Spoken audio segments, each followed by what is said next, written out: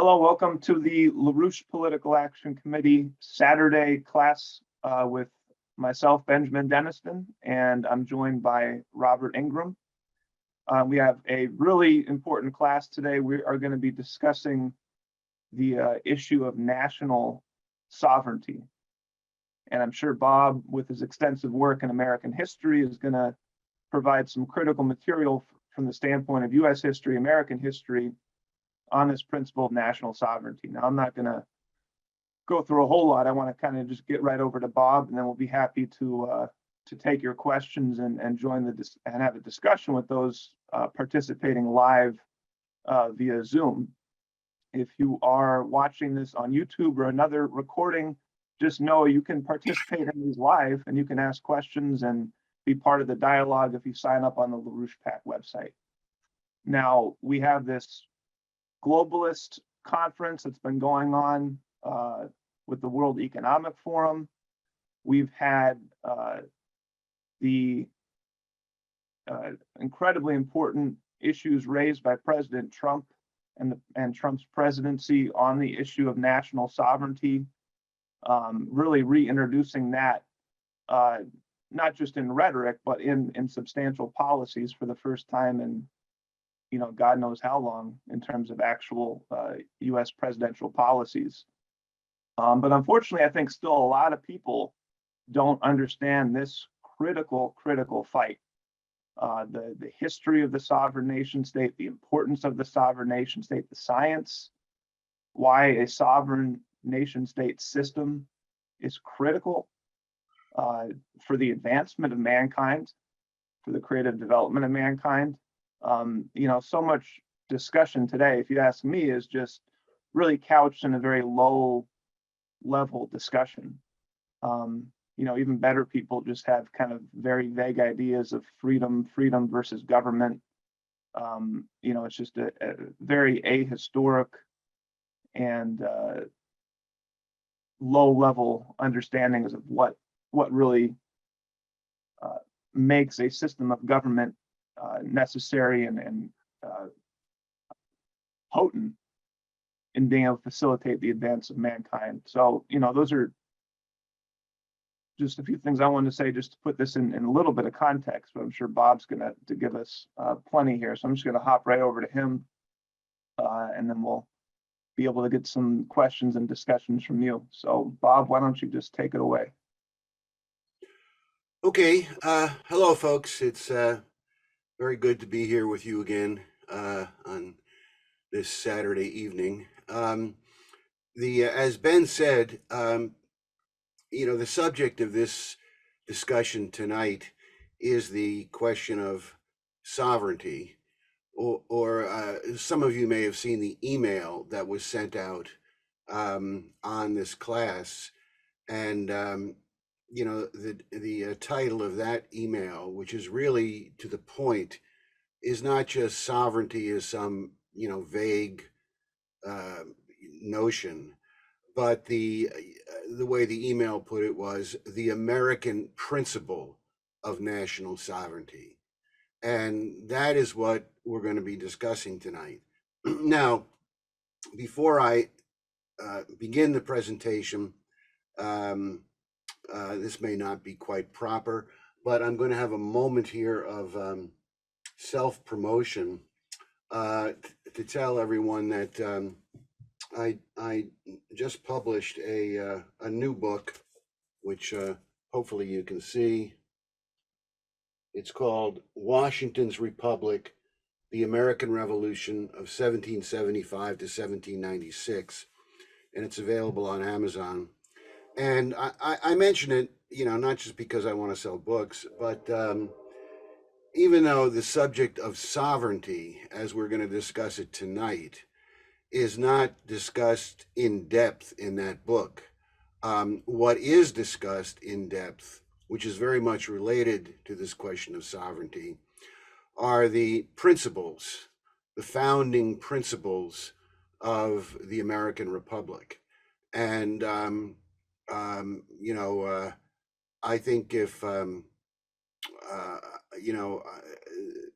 that the question of sovereignty and how the principles upon which the United States was created are examined quite thoroughly in the book. So I just wanted to say that. And that is the end of my little segment of self-promotion. So to dive right into the class, this class is based upon an article which I wrote, which appeared on the LaRouche PAC website maybe 2 weeks ago, a week or two ago, under a similar title. And I began that article with a quote from President Donald Trump, which I am going to repeat. I'm going to read it again here right now, which is from a speech that quite famous or notorious, certainly the oligarchy did not like it at all. The New York Times certainly did not like it, but a speech that Donald Trump gave at the United Nations on September 19th, 2017. And it's a long speech, and the subject of Trump's speech, who was at that point president of the United States, the subject of his speech was sovereignty. And, you know, at one point in the speech, he said, the future belongs to sovereign nations. But the quote just goes as follows: strong sovereign nations allow individuals to flourish in the fullness of the life intended by God. And that's really quite a profound statement. And there's a lot that's implied in there, all of which I think is coherent with what I'm going to present right now. So as Ben said, we've just come off of the Davos summit. And I would expect that most of the people who are in this discussion tonight, you know, paid at least some attention to the Davos summit or have some sense of what's going on there. It certainly has received a unprecedented amount of press coverage and an unprecedented amount of attention, you know, in various websites, blogs, you know, Substack posts and this kind of thing.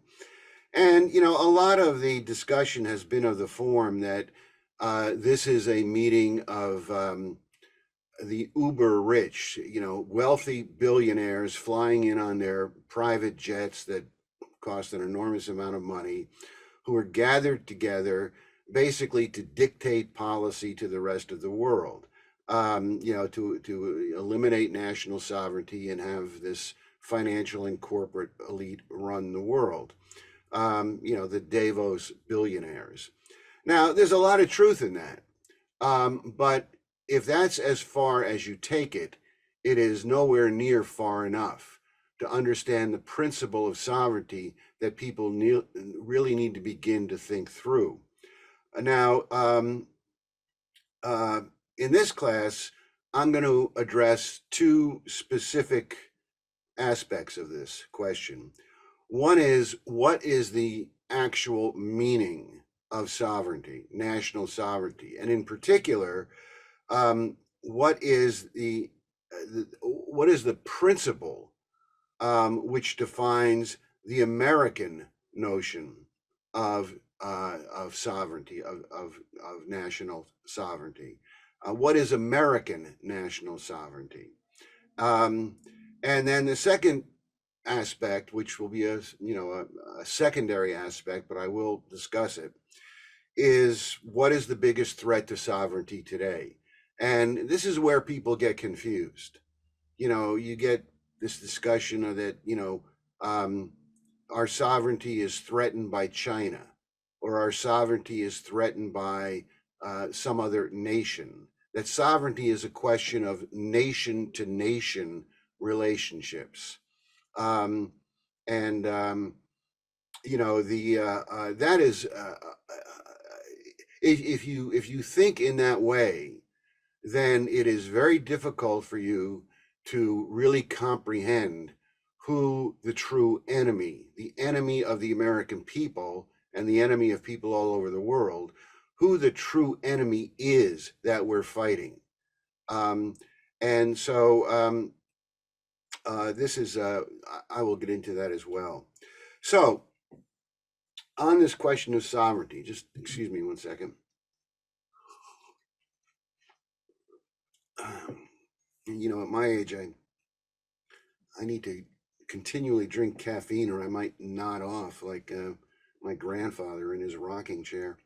So the so on the question of sovereignty, as I said, this is a subject that's widely misunderstood, and it's generally viewed as sort of a geopolitical phenomenon of nation versus nation. And you know, you really have to dig deeper. You have to get a much more profound understanding of what the issue is. And as I state in my article, if you want to understand the American concept of sovereignty, you have to, you know, what I believe is you have to begin with two things.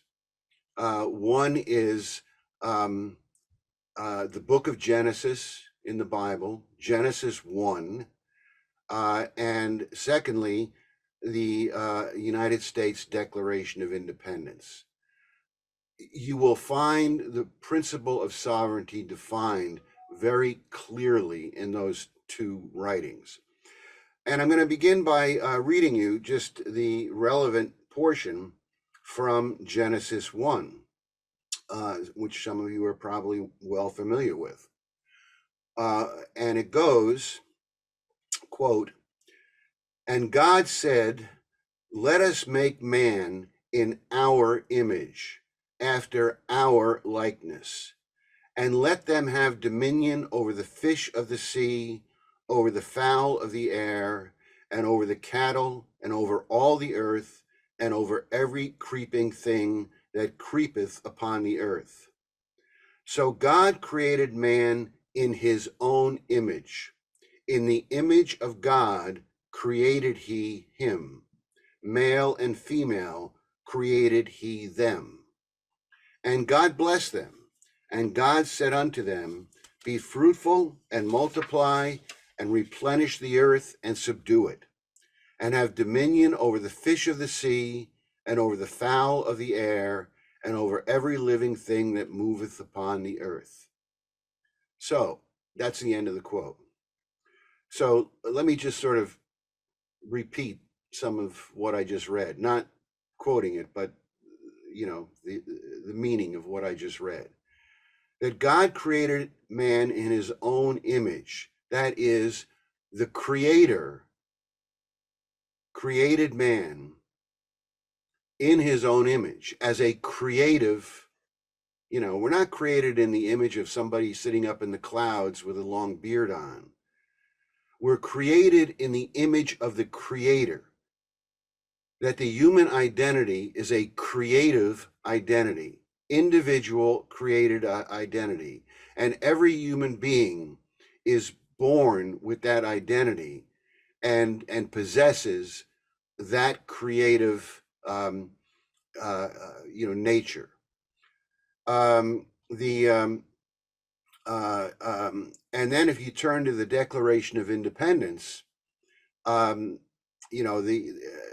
that declaration asserts that proclaims that all men and women are created with inalienable rights to exercise the noetic powers given by the Creator. Now, that's obviously not a quote from the Declaration of Independence, but that is the meaning of it.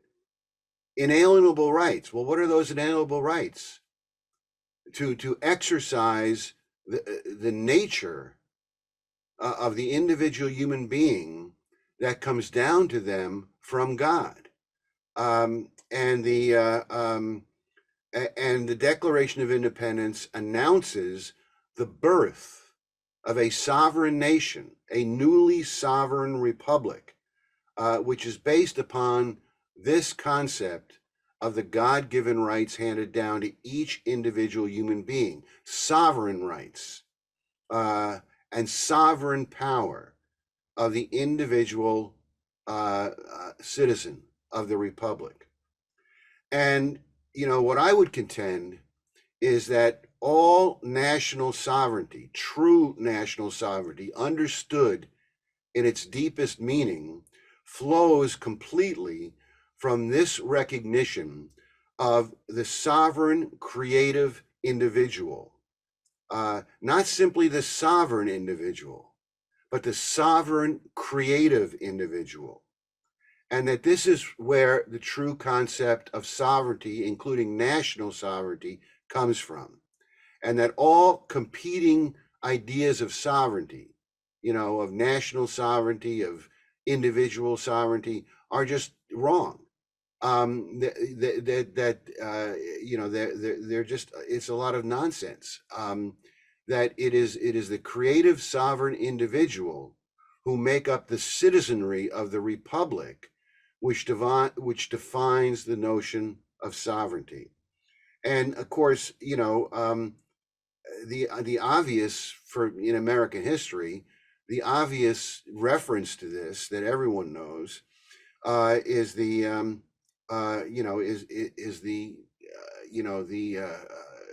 from the Declaration of Independence, where Abraham Lincoln declares the American Republic to be based to be a republic of the people, by the people, and for the people.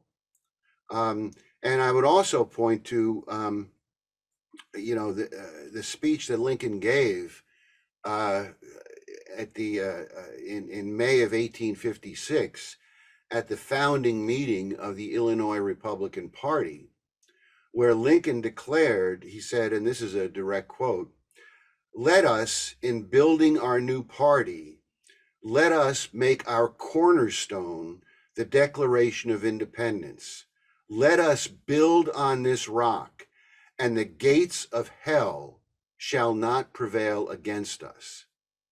So this is where you begin to see the American notion of sovereignty, grounded in a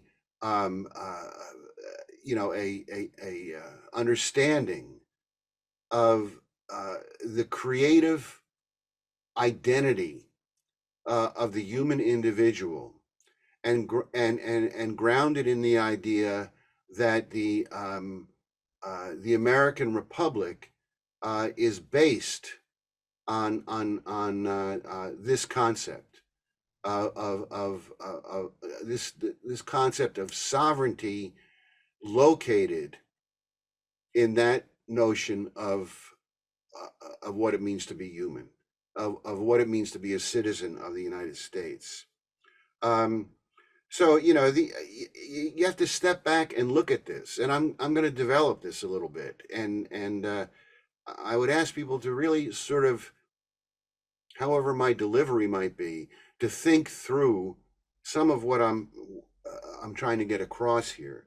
Because if you look at the history of the human species, our species, we're all human beings, and there have been many, empires and nations and other kinds of things throughout human history, going way back into prehistory, where there are not even any written records of this. But if you look at the history of the human species, it is irrefutable that all human progress, I mean, we're no longer living in caves, we're no longer hunters and gatherers, it has been a human history of progress. And if you look at this history of progress, it's irrefutable that all human progress has been the result of creative discoveries, which have been the product of individual human minds. It is within the individual human mind. This can never be accomplished through a computer. It's within the human mind that new discoveries are made. This is what it means to be made in God's image, that new discoveries are made. And then with the Declaration of Independence, and later with George Washington's U.S. Constitution, what was accomplished was to create a republic which was coherent, with the sacredness and the creative potential within each individual citizen. That there is a coherence, there is I don't know, a unity of intent that was established with the creation of the American Republic, through which human beings could actually begin to live like human beings, and that the potentials that existed within the citizenry would be supported, would be nurtured by the government of the Republic. That really is what the United States is really all about. And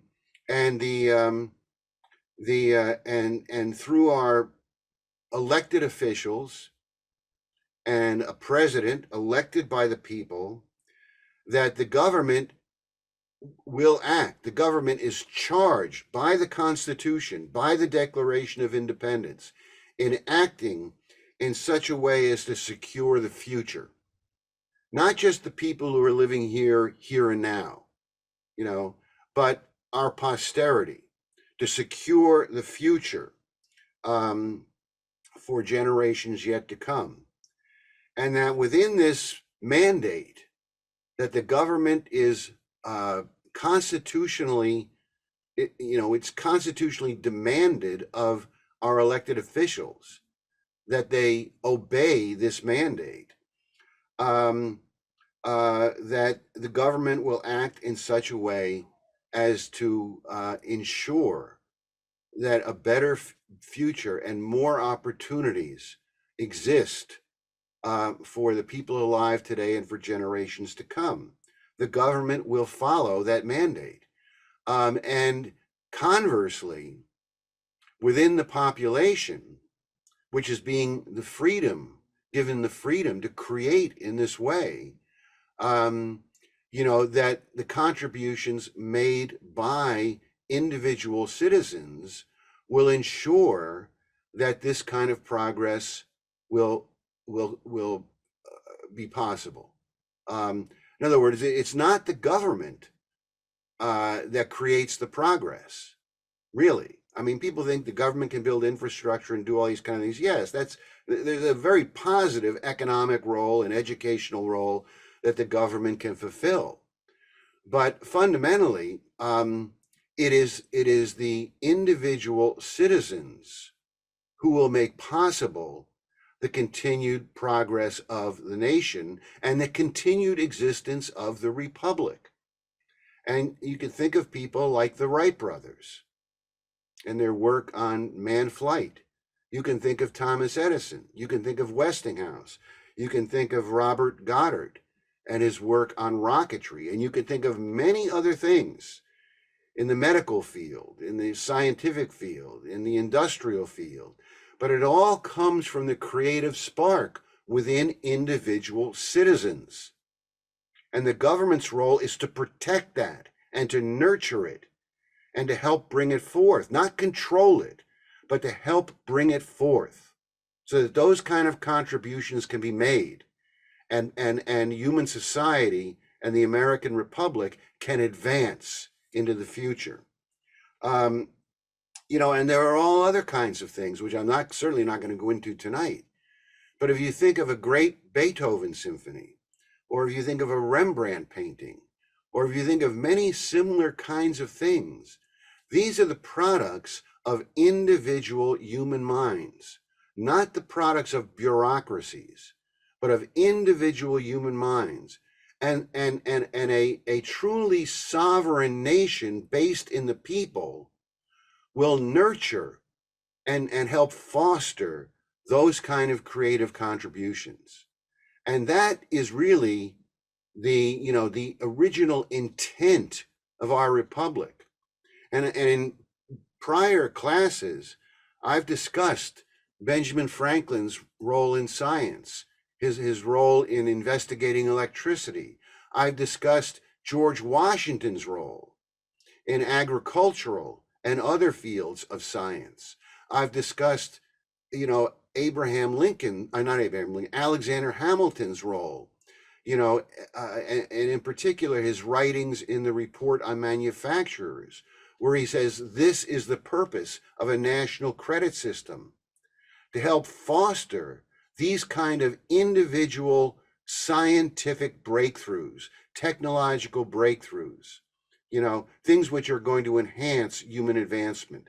This is where you have to locate the question of sovereignty. And that is not at all how it is usually discussed by people. And to make this even clearer, I want to read to you a 2-paragraph quotation from a man named, and I think I've done this before, but it bears repeating, by a man named Reverend John Robinson. Now, for those who've never heard of his name, John Robinson was the leader, the religious leader of the Pilgrim congregation. He never came to America because he was not allowed to come by the oligarchy in London. But he led the Pilgrim Church for almost 20 years. And he was the religious and philosophical leader of the Pilgrim Church, both in England and then in the Netherlands. And then he maintained, contact through letters with the church in Plymouth, Massachusetts. He was their leader. And in one of his writings, which is entitled Of Faith, Hope, and Love, Reason and Sense, Faith, Hope, and Love, Reason and Sense, he says the following, quote, "Thus, to love God is to become godly, and to have the mind, after a sort, deified." That's worth thinking about right there. To have the mind, after a sort, deified, being made partakers of the divine nature. He that loves not his brother whom he sees, how can he love God whom he sees not? And so natural to Christians is this brotherly love, as that the apostle makes account he need not write to the churches to teach them that which God taught them so many ways. And indeed, to love as we ought is to honor of a very happy thing, wherein we resemble God. Reason is that wherein man goes before all other earthly creatures, and comes after God only. For whereas God and nature hath furnished other creatures, some with hoofs, others with other instruments and weapons, both defensive and offensive, man is left naked and destitute of all of these. But man may comfort himself in that the one endowment of reason and providence he possesses, whereby he is able to govern them all.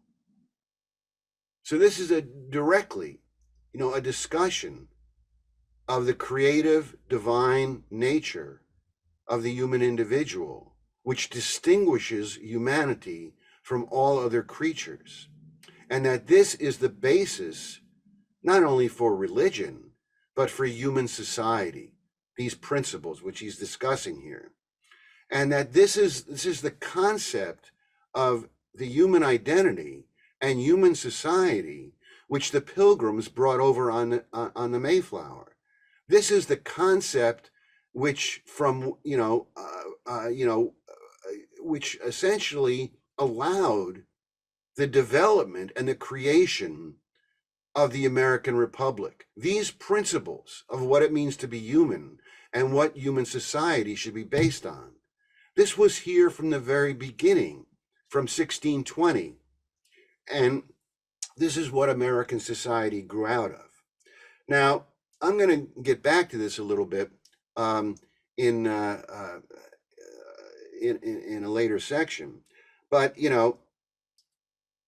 I want to turn it at this moment to this problem of identifying the greatest threat to our sovereignty today. Now, as I said, we've just been through, the stomach turner, of the World Economic Forum and all of that. But you have to comprehend that the greatest threat to sovereignty, to American sovereignty, does not come from a foreign nation. It just doesn't. There may be nations doing things we don't like.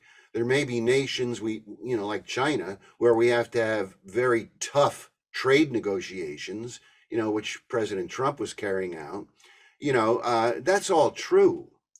But these are not these nations with which we might have differences or quarrels. These do not represent the actual threat to our national sovereignty.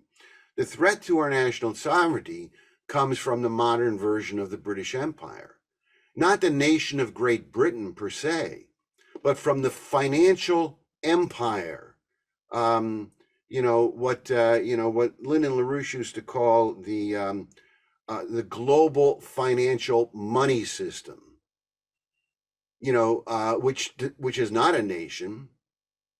It is a private financial empire entirely in the hands of a private financial oligarchy, and this is where the threat comes from. And the problem we have today, is, you can look in Congress, you can look at the Democrats, even the so-called Bernie Sanders progressive Democrats.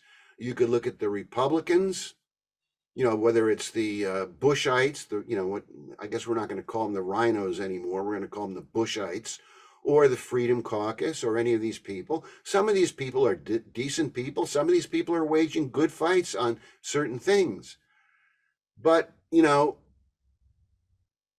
maybe it's beginning to change now with the Twitter files, because the release of the Twitter files is having a very powerful effect on people in Congress.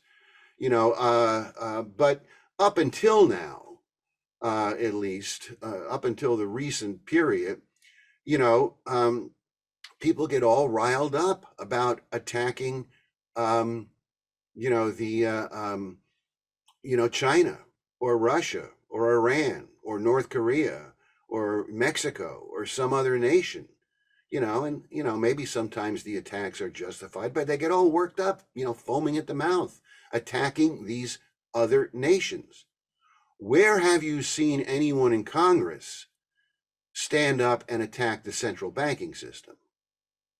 Where have you seen anyone in Congress stand up and attack the completely unregulated, what's called shadow banking system? The unregulated financial markets, which are nothing but Ponzi schemes and thievery. Where have you seen anyone in Congress stand up and attack this stuff? I haven't. Maybe someone has. If you have, call in, let me know. But I haven't.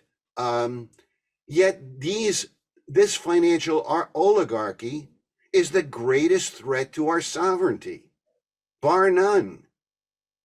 This is the financial elite who in the last 20 years have, dismantled our manufacturing, destroyed our national energy grid, destroyed our fresh water grid, allowed the massive importation of narcotics into the country, these are the people who've done this. China did not steal our jobs. Wall Street and the financial oligarchy said to China, "We don't want these jobs anymore. Do you want them? We'll ship our factories over there." And these are the people who've done this to us. But no one in Congress seems to notice this. So, as I said, hopefully this is beginning to change. We've got a new Congress, and we seem to have some people in there with some brains and some courage. So maybe this is beginning to change. But up until now, this has been verboten. You know, you're supposed to not notice what the financial oligarchs are doing, you know, but you know, you're not going to get anywhere in saving this nation, in really turning around the whole situation in the world, unless you understand who your enemy is. You know, and I would just say, and I do not want to dwell on this. This is the the whole phoniness of this whole debate, between a multipolar world and a unipolar world. I mean, first of all, the whole attack on the unipolar world is really a very thinly disguised attack on the United States. All these people scream about the American empire, the American empire. But the reality is that America has been destroyed, as much, if not more, than any other nation by the policies of the financial oligarchy than anyone else. I mean, you look at what has been done to the United States, to our economy, to our people during the last 20 years. We have been under assault from the financial oligarchy. So, as countries all over the world have, and people say, well, we need to get rid of the unipolar world. But it's a phony argument, because what has been done to countries all over the world, what has been done to countries all over Africa, all over Latin America, it hasn't been done by the United States. It's been done by the financial elite, the new version of the British Empire. And the reality is almost every country in the world that has been under attack, including the United States, has a central bank. And unless you're talking about this getting rid of and abolishing the central banking system, then you're not talking about anything in terms of changing the situation in the world. And that's what we have to, get people to understand right now.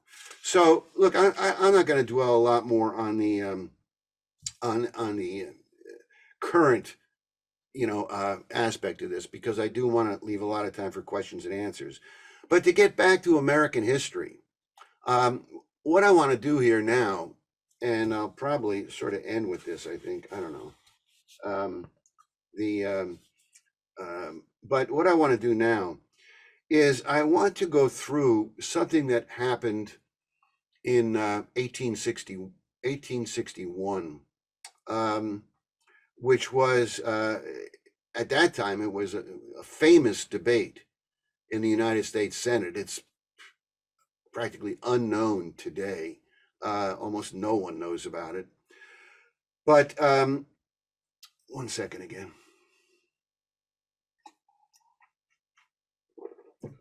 To put this in context, on December 24th, 1860, South Carolina announced that it had seceded from the Union, right?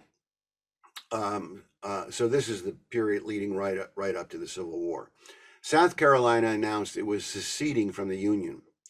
And 1 week later, on December 31st, 1860, a senator from Louisiana named Judah Benjamin stood up in the United States Senate and delivered a very long speech, hours-long speech, defending South Carolina's right to secede.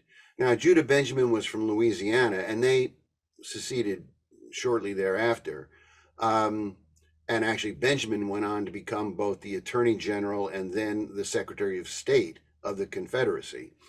But on December 31st, 1831, or 1860, on December 31st, 1860, the only state that had seceded was South Carolina. So Louisiana had not yet seceded. And Judah Benjamin was still sitting in the Senate as a United States senator. And he stood up and gave this long speech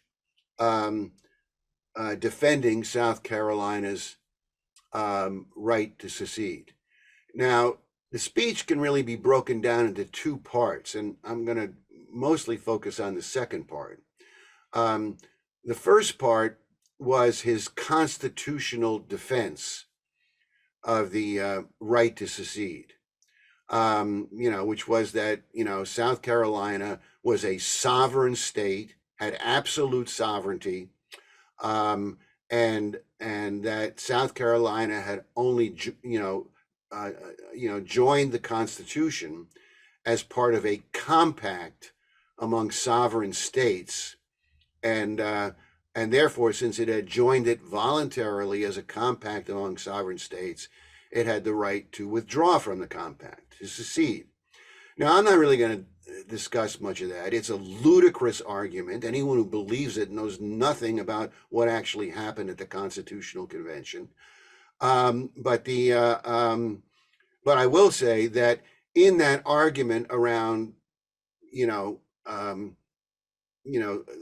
South Carolina's constitutional right to secede, Judah Benjamin bases his entire argument on the Kentucky and Virginia resolutions that were written by Thomas Jefferson and James Madison, I believe in 1792, where, these two things, the Kentucky and Virginia resolutions, were written by Madison and Jefferson, in which both Madison and Jefferson argued exactly this point, that states are sovereign, they have the right to nullify federal laws, they have the right to secede from the Union, et cetera, et cetera.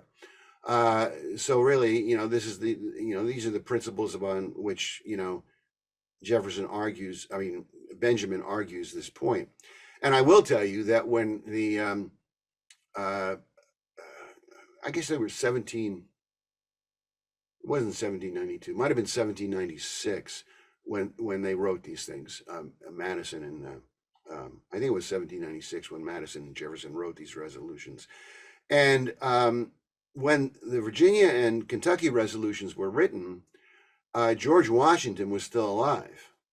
And George Washington read both resolutions, and he denounced them in the strongest possible language, basically, without using the word, saying that this was treason, and that if the arguments that Jefferson and Madison put forward were allowed to stand, that this would annihilate the Union, that this would lead directly to the destruction of the American Republic, which is exactly what happened in 1860-61.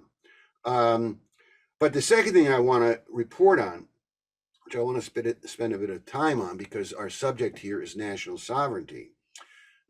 As I said, the first part of what Benjamin argues is on this question of the constitutional right of South Carolina to secede. But then the second, what he moves on to, is this question of national sovereignty, which is the bulk of what Benjamin talks about. And what he does here is he really doesn't present his own argument.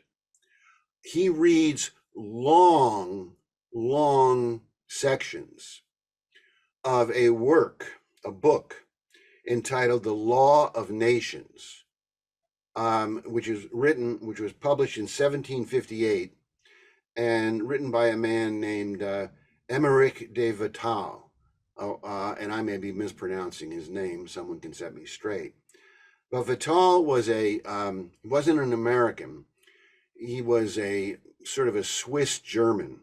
He spent half his life in Germany, half his life in Switzerland. He was a lawyer, and he was hailed by many people as a leading authority in international law, and he was actually he based almost all of his arguments on an earlier figure, Hugo Grotius, who lived in the 17th century. And Grotius, who was another one of these people who wrote on international law, himself was a employee of the Dutch East India Company, and really wrote from the standpoint of defending and legitimizing the practices of the Dutch Empire. And Vital stole most of his ideas from Grotius. But so this guy Vital was sort of proclaimed as an expert on international law, and he wrote extensively on this question of sovereignty. And what Benjamin does is he just reads these long quotations from Vital to defend, to say that South Carolina has the sovereign right to do this. Now, I'm going to read you a few paragraphs, a few quotations from Vital, so you get a sense of this. And I think it's important to do this. So this is Vital. This is Benjamin quoting Vital. And what Vital says is, quote, every nation that governs itself under what form soever is a sovereign state. Its rights are naturally the same as those of any other state. Such are the moral persons who live together in a natural society subject to the law of nations. To give a nation a right to make an immediate figure in this grand society, it is sufficient that it be really sovereign and independent. That is, that it governs itself by its own authority and laws. Several sovereign and independent states may unite themselves together by a perpetual confederacy, without ceasing to be, each individually, a perfect sovereign state. They will together constitute a federal republic. Their joint deliberations will not impair, their joint deliberations will not impair the sovereignty of each member. A person who does not cease to be free and independent, a person does not cease to be free and independent when he is obliged to fulfill engagements which he has voluntarily contracted. When a party is formed in a state who no longer obey the sovereign and are possessed of sufficient strength to oppose him, or when in a republic the nation is divided into two opposite factions and both sides take up arms, this is called a civil war. Custom appropriates the term civil war to every war between the members of one and the same political society. If it be between parts of the citizens on one side and the sovereign, with those who continued obedience to him on the other, provided the malcontents have any reason for taking up arms, nothing further is required to entitle such disturbance to the name of civil war. A civil war breaks the bands of society and government, or at least suspends their force and effect. It produces in the nation two independent parties who consider each other as enemies and acknowledge no common judge. Those two parties, therefore, must necessarily be considered as thenceforth constituting, at least for a time, two separate bodies, two distinct sovereign societies. Though one of the parties may have been to blame in breaking the unity of the state and resisting the lawful authority, they are not the less divided in fact. Besides, who shall judge them? Who shall pronounce on which side the right or the wrong is? On earth they have no common superior. They stand, therefore, in precisely the same predicament as two nations who engage in a contest and, being unable to come to agreement, have recourse to arms. And that's all I'm going to read from the quotes. This is really oligarchical. I mean, this is a notion of sovereign nations. It's like, pieces, chess pieces on a chessboard. I mean, you read this and you almost get the impression that you're reading something that was written by Zbigniew Brzezinski, right? This is an oligarchical notion of sovereignty, and it's the way a lot of people think about sovereignty today, unfortunately.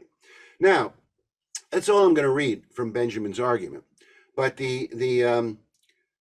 what happened is Benjamin delivered this speech on December 31st, 1860. 2 days later, he was answered. There was a rebuttal. And this was delivered by a man named Senator Edward Baker of Oregon. Now, Baker, for some people know this, was a lifelong, intimate friend, going back almost to childhood, but an intimate friend of Abraham Lincoln. Lincoln actually named his first son Edward Baker Lincoln. They were the closest of political allies. Now, Baker had just been elected to the Senate. He'd only been seated for, I don't know, a few days, a few weeks. I mean, he was a freshman, but yet he was chosen to deliver the rebuttal to Benjamin. The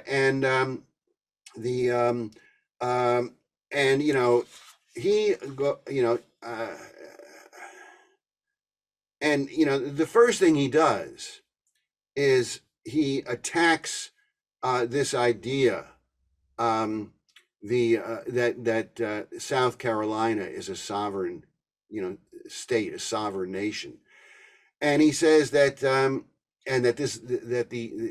Constitution is a compact among states, and what he focuses on. And he says, and I'll quote this, he says, "I may say, and I do say, not without reverence, that there is but one sovereign, and that sovereign is the people." That the nation is not a compact, the republic is not a compact, that it is not an agreement among states, that it is a sovereign nation created by and grounded in the sovereignty of the people of the republic. And he says, quote, "The Constitution is not the formation of a league at all. It is the action of the people of the United States carrying into effect their purpose from the Declaration of Independence itself, manifested in the ordination and establishment of a government and expressed in their own emphatic words in the preamble of the Constitution of the United States." So Baker points directly to the Declaration of Independence and to the preamble of the Constitution as to what the nation, what the republic actually is. But then what he does is he goes into a direct refutation of the ideas of sovereignty that Benjamin presented through his quoting the works of Vattel. And I'm going to read you a paragraph from this. He says, this is Baker speaking, quote, "Pursuing what I think is a defective mode of reasoning from beginning to end, the distinguished senator from Louisiana quotes Vattel. And for what? To prove what, as I understand, nobody denies, that a sovereign state, being sovereign, may make a compact and afterwards withdraw from it? Our answer to that is this: that South Carolina is not a sovereign state, that South Carolina has not made a compact, and that therefore it is not true she can withdraw from it. And I submit that all of these disquisitions upon the nature of European sovereignty or any of those forms of government to which the distinguished author, which he has quoted, had his observation attracted, that all of this is no argument whatsoever in a controversy as to the force and meaning of our Constitution, bearing upon our states. Quote, sovereign in some sense, not sovereign in others, but bearing upon most individuals in their individual relations. And Baker concludes by saying, there can be in this country no sovereignty in the European sense of sovereignty.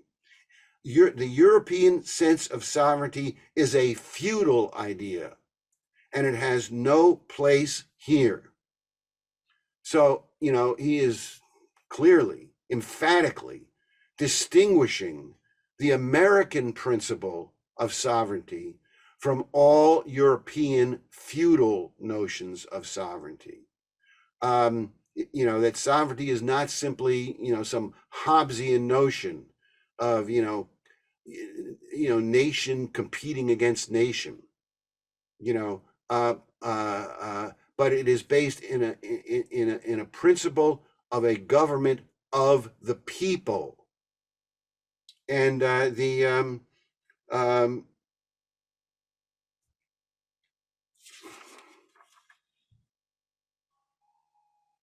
I would just conclude, by saying that, in our republic, we recognize no other form of sovereignty than this constitutional principle of sovereignty.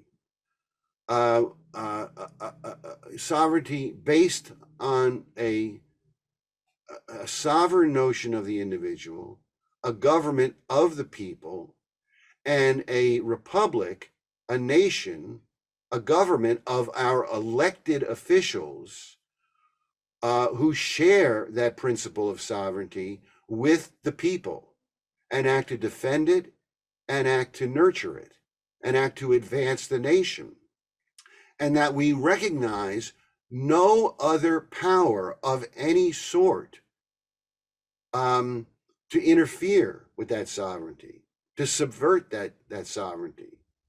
We recognize no central banking system, no foreign nation, no corrupt or treasonous element within our own government, like the intelligence agencies. We recognize, no other sovereignty, and will allow no outside force or treasonous inside force. We will defend the republic from outside enemies, including not just other nations, but a global financial cartel, and we will defend the nation against internal nations who seek to destroy the principles upon which the republic is founded. So that's it, folks.